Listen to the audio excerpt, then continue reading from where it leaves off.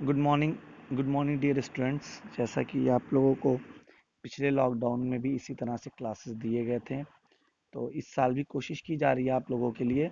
और ये आशा करते हैं कि आप लोग मेहनत से और इस पे ध्यान दे के पढ़ेंगे।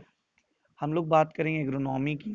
तो एग्रोनॉमी का जो है आपका सिलेबस है इस साल का, थर्ड सेमेस्टर का, तो वो है खरीफ सीजन क्रॉप। आपका प्रैक्टिकल भी उसी पे है और थ्योरेटिकल एग्ज़ाम जो होना है वो भी इसी पे है। तो बात करते हैं हम लोग क्रॉप सीजन इन इंडिया। जो अपने इंडिया में क्रॉप के सीजन वो तीन है। कौन कौन से? रबी सीजन, खरीफ सीजन और जायद सीजन। पहला है खरीफ सीजन, दूसरा है रबी सीजन और तीसरा है जायद सीजन। तो इस पे हम लोग बात करते हैं। तो खरीफ सीजन की किसकी बात करेंगे हम लोग? खरीफ सीजन की अगर हम लोग बात करते हैं तो देखेंगे, इसकी बात अगर हम लोग करते हैं तो इस पे हम लोग ध्यान देंगे तो वो है मानसून क्रॉप।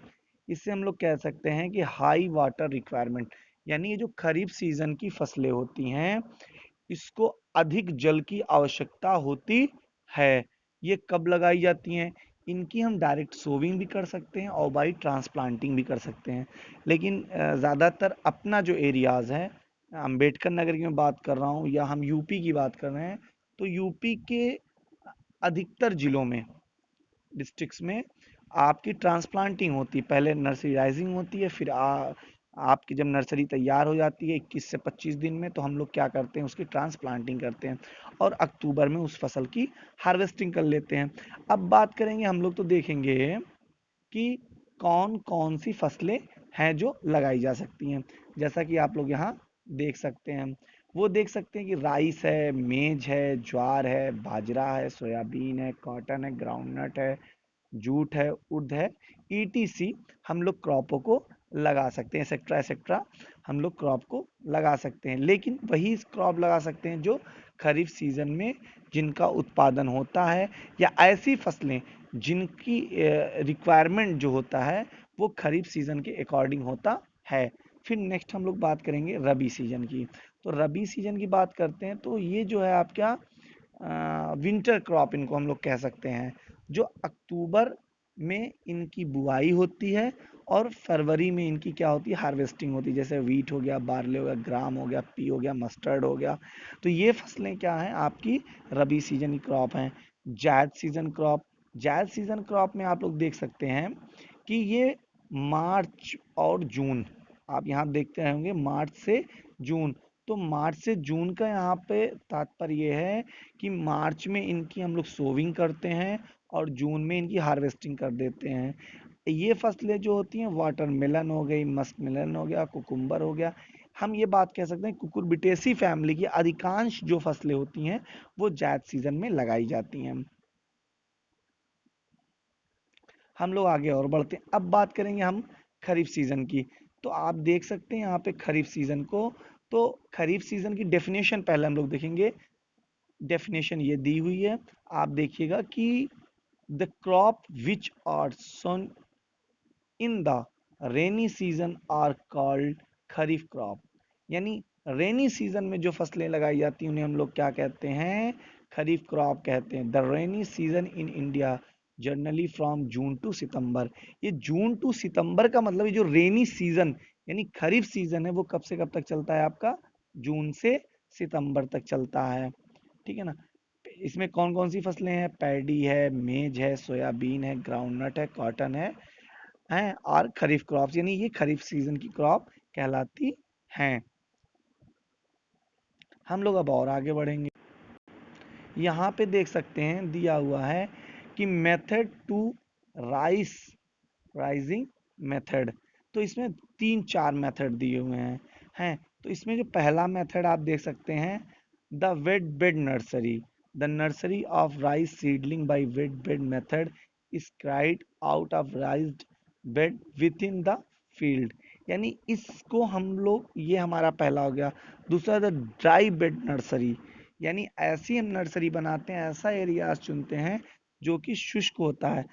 और इन एरियाज को आप आगे देखें, सेलेक्ट ए लेवल ऑफ हैं जेंटली स्लोपिंग एरियाज, जहाँ पे हल्की ढलान हो। ठीक है ना। तीसरा देखेंगे डोपोग नर्सरी, तीसरा है SRI सिस्टम ऑफ राइस है इंटेंसिफिकेशन। अब हम लोग और आगे बढ़ेंगे तो आप लोग देख सकते हैं कि कौन कौन सी वैरायटियां हैं कि जिनको हम लोग ले सकते हैं। आप पहला देखेंगे यहाँ पे, तो पहला जब देखेंगे तो डायरेक्ट सोविंग में हम लोग देख सकते हैं ये वैरायटियां दी हुई हैं, साकेत, गोविंद, कावेरी, नरेंद्र धान 197।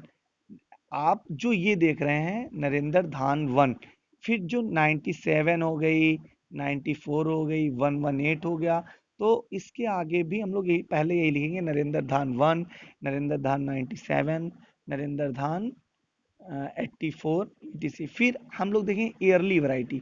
ईयरली वैरायटी वो होती है जो 90 से 120 या 115 दिनों में हमारी तैयार हो जाती है। साकेत 4 हो गई, प्रसाद हो गई, मनहर हो गई, और पूसा 169 हो गई, और रत्ना हो गई। लेकिन यहाँ पे आप लोग देखेंगे जो मनहर है ये हाई यील्डिंग वैरायटी है। अब यहाँ पे मैं रुक के एक चीज ये कहूंगा कि एक वैरायटी है जिन किसानों को गन्ना लगाना हो, मेनली जो अकबरपुर के किसान हैं जिनको गन्ना लगाना हो, वो अपनी शुगर मिल से जो एक वैरायटी है MC13, ये वैरायटी हम ले सकते हैं। ये वैरायटी आप अगर अदर दुकानों पे लेंगे तो आपको 280 रुपए किलो, लेकिन वहीं से ये वैरायटी आपको शुगर मिल से 200 रुपए किलो में मिल जाएगी। लेकिन इसकी वैरायटी की जो हार्वेस्टिंग होती है वो हम 90 से 100 दिनों में कर सकते हैं, और ये हाई यील्डिंग वैरायटी होती है। अब आगे और बढ़ेंगे हम लोग देखेंगे यहाँ पे तो मीडियम वैरायटी कौन, जो 110 से 120 दिनों में तैयार हो जाती है, तो वो देखेंगे कौन सी है। पंधान 4, पंधान 10, 11, फिर लेट वैरायटी मंसूरी, फिर क्रॉस 116। तो इस तरह से हम लोग वैरायटियां लगाते हैं। हम लोग और आगे बढ़ेंगे।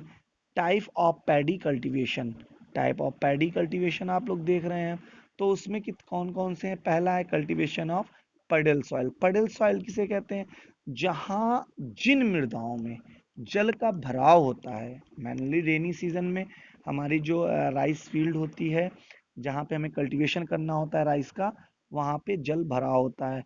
तो जल भराव की स्थिति में जब हम वहाँ पे ट्रांसप्लांटिंग करते हैं तो उस क्रिया को हम लोग क्या बोलते हैं, पर्डल सॉइल बोलते हैं। दूसरा है, आप देख सकते हैं यहाँ पे direct sowing method. Direct sowing method में क्या होता है कि हम लोग सीधे बीज की बुआई कर सकते हैं। तीसरा क्या है, cultivation of paddy upland area, dry area. इसमें देखिए दो चीजें दी हुई है, पहला है पाई ड्रिलिंग, दूसरी है सोविंग टू लाइन, यानी हम ड्रिल मशीन ड्रिल से भी कर सकते हैं और solving in line to line कर सकते हैं। लास्ट जो आप लोग देखोगे वो है rising of seedling in nursery. तो इस पे सबसे बड़ी ध्यान ये देखेंगे कि अगर हमें 1 हेक्टेयर की, 1 हेक्टेयर की, आप यहाँ पे देख सकते हैं लिखा हुआ है, अगर 1 हेक्टेयर की आपको नर्सरी लगानी है तो 500 स्क्वायर मीटर एरिया सफिशियंट होगा इसके लिए। और अगर लेट सोविंग कर रहे हैं हम लोग, नर्सरी हम लेट लगा रहे, जैसे कि आप जून के फर्स्ट वीक या मई के लास्ट वीक में अगर आप लगा दे रहे हो तो आपका ये है। लेकिन अगर आप जून से 15 जून से आप क्रॉस किया, 10 जून से आप क्रॉस कर रहे हो, तो वहीं पे ये जो आपका एरियाज है, नर्सरी एरियाज है, वो आपका हो जाएगा 700 टू 1000 मीटर स्क्वायर। तो आप लोग इस चीज को ध्यान दें। तीसरी चीजें, इस वक्त मैनुअली मैं तो फील्ड में रहता हूँ, देखता हूँ आपकी जो नर्सरी है, नर्सरी में लोग कह रहे हैं जमाव नहीं हो रहा है। तो जमाव क्यों नहीं हो रहा है? इस वक्त जो हमारे यहाँ की मृदा है इसमें दो चीजों की कमी हो रही है। एक तो डेफिशिएंसी ऑफ जिंक, हमारे जिले में क्या, हमारे उत्तर प्रदेश में सबसे ज्यादा है। तीसरी चीजें, कीट का प्रकोप हो रहा है, ऐसे कीट जो मृदा के अंदर रहते हैं और वो हमारी नर्सरी वाले प्लांट को नष्ट करते हैं। इसलिए हमें साइपर मेरिथिन का प्रयोग करना चाहिए और मृदा को सही प्रकार से उपचारित करके मृदा को सही तरीके से ट्रीटमेंट करके उस मृदा का, तब हमें अपनी नर्सरी के लिए बीज की बुआई करनी चाहिए। Thank you.